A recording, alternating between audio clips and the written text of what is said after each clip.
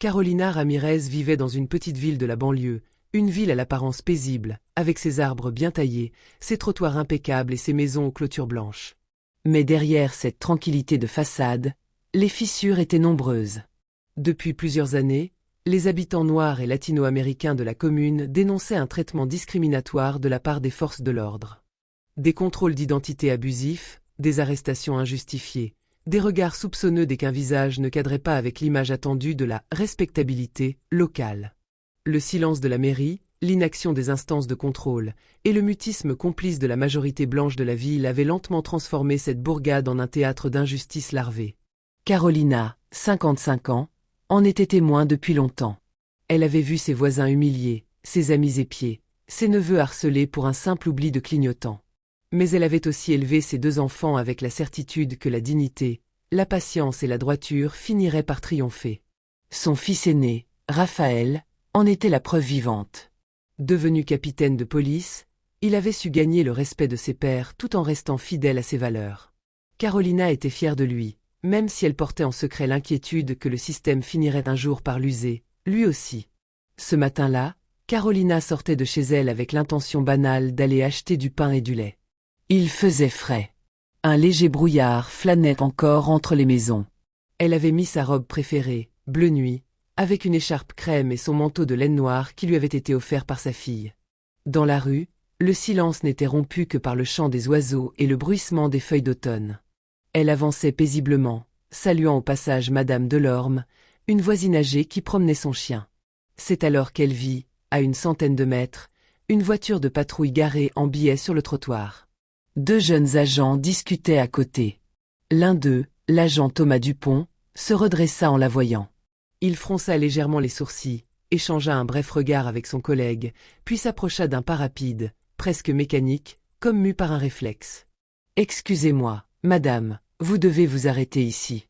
Vous avez un problème avec votre véhicule ?» Le ton était sec, tranchant. Ilene la salua pas. Il ne sourit pas. Il ne chercha pas à comprendre. Carolina, interloquée, s'arrêta, le regard calme mais interrogatif. Non, monsieur l'agent. Je suis simplement en route pour l'épicerie. Je n'ai pas de véhicule, je vais à pied. Dupont plissa les yeux. Il la regarda de la tête aux pieds, avec une méfiance qu'il ne prenait même pas la peine de cacher. Sa main effleura sa ceinture, où pendait son arme. Il y avait dans son attitude quelque chose de nerveux, d'excessif, comme s'il cherchait un prétexte pour asseoir son autorité. « Montrez-moi vos papiers. Vous n'avez pas l'air d'être en pleine possession de vos moyens. » Carolina, stupéfaite par cette remarque, fronça les sourcils. Elle conserva toutefois son calme. Elle avait appris, au fil des années, à ne pas céder à la provocation. « Monsieur, je suis en pleine possession de mes moyens. Je suis en route pour acheter du pain, c'est tout. Vous n'avez pas de raison de m'arrêter. » Le policier fit un pas en avant, se plaçant directement sur son chemin. « Vous ne bougez pas.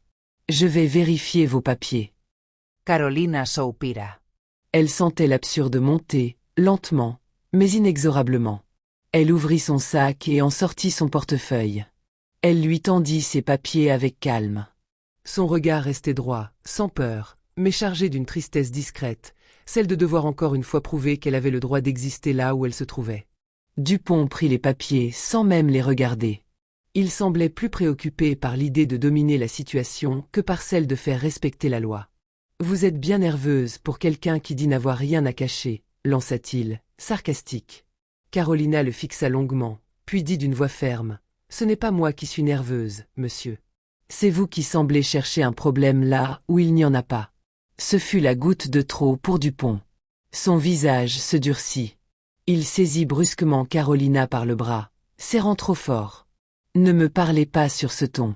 Je fais mon travail. » Carolina, déstabilisée mais refusant de se soumettre, tenta de se dégager. « Lâchez-moi. Vous dépassez vos droits. Je ne suis pas une criminelle, je suis une citoyenne. » Mais Dupont, emporté par une colère viscérale, la plaqua violemment contre le capot de la voiture. Son collègue, resté en retrait, regardait la scène sans intervenir, gêné, hésitant, peut-être habitué à ses excès, peut-être paralysé par la rapidité de l'action. Puis, Dans un geste d'une brutalité inouïe, Dupont leva la main et gifla Carolina avec une force qui fit résonner un claquement sec dans toute la rue. Les silence retomba, glacial.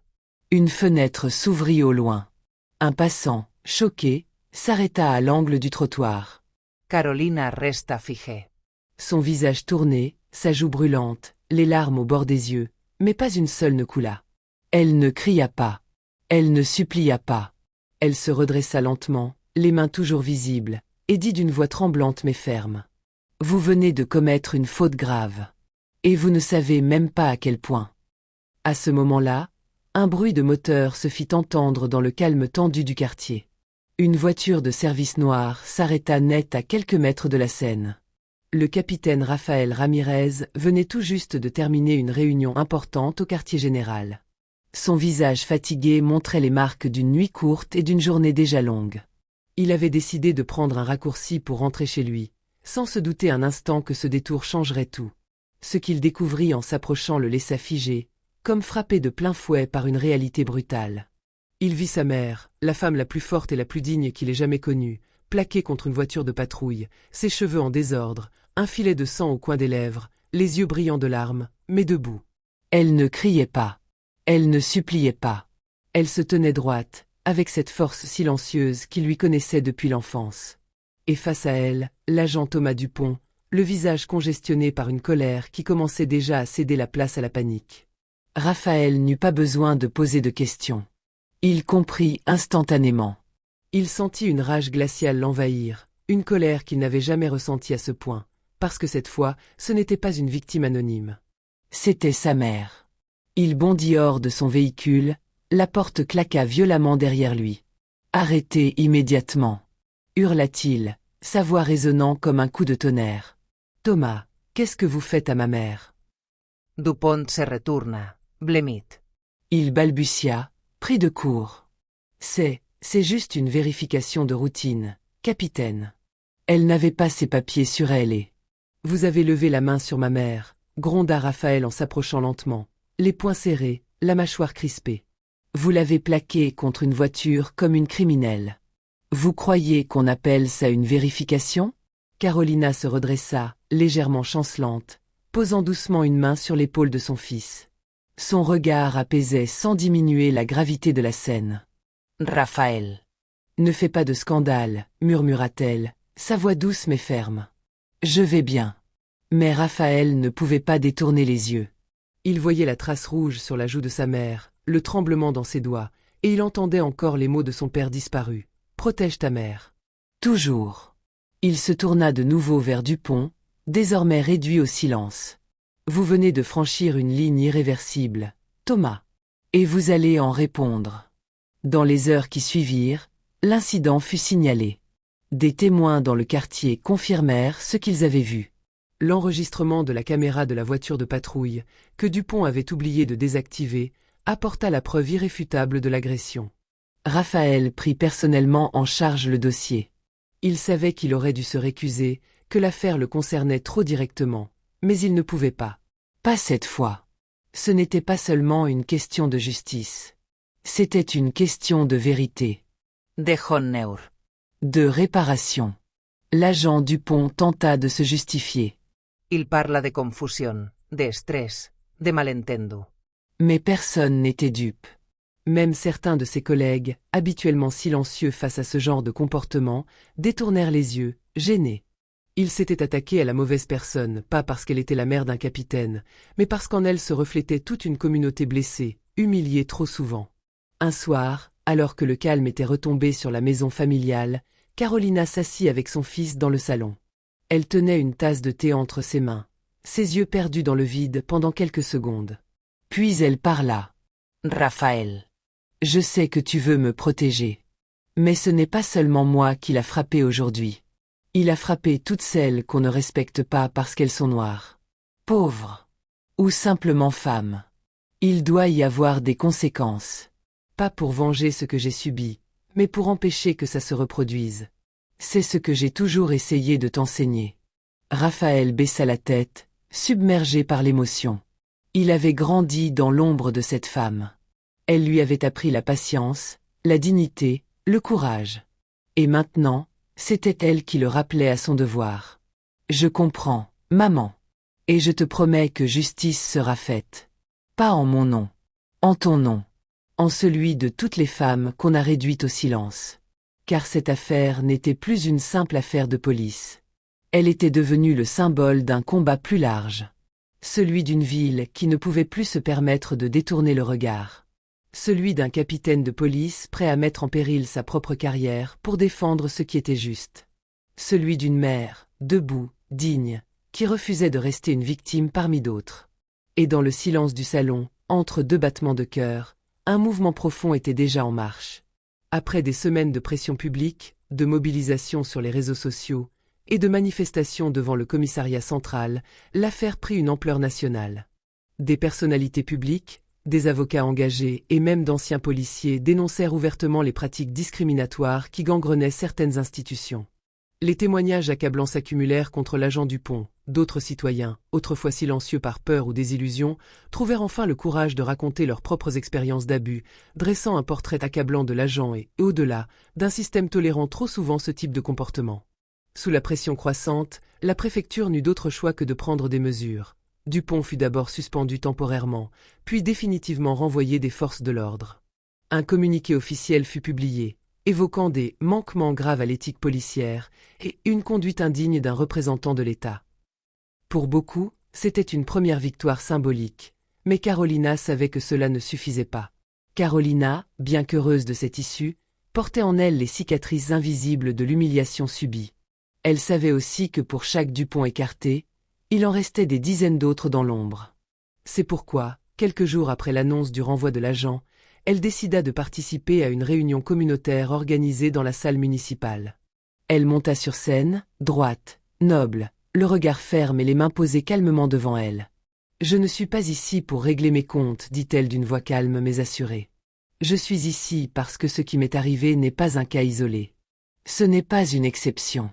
C'est la conséquence d'un système qui donne à certains le pouvoir de frapper, d'humilier, d'accuser, sans jamais être remis en question. Ce n'est pas juste pour moi. Ce n'est pas juste pour mon fils.